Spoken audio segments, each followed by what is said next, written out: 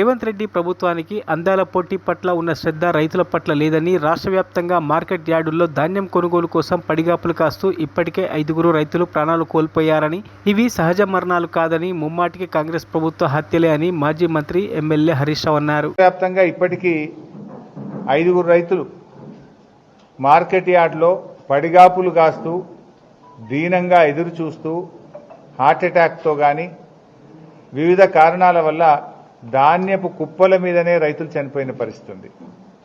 April 15 Jagtial జిల్లా కతలాపూర్ గ్రామంలో జలపతి రెడ్డి అనే రైతు మార్కెట్ యార్డ్లోనే చనిపోవడం జరిగింది.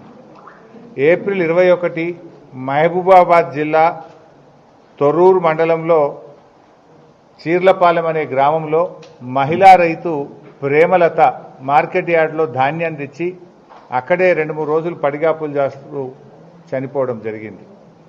ఏప్రిల్ 26 సిద్దిపేట జిల్లా చేర్యాల మండలంలో ఆకునూరు గ్రామంలో హనుమయ్య అనే రైతు వడ్ల కుప్ప మీదనే ఆకునూరు గ్రామం చేర్యాల మండలం సిద్దిపేట జిల్లాలో చనిపోవడం జరిగింది. ఏప్రిల్ 22 మహబూబాబాద్ జిల్లా నెల్లికుదురు మండలం అక్కడ బిర్రు వెంకన్న అనే రైతు ధాన్యం తెచ్చి ధాన్యం కుప్ప మీదనే చనిపోవడం జరిగింది. ఇట్లా చాలామంది రైతులు, అంటే ఇవి నిజంగా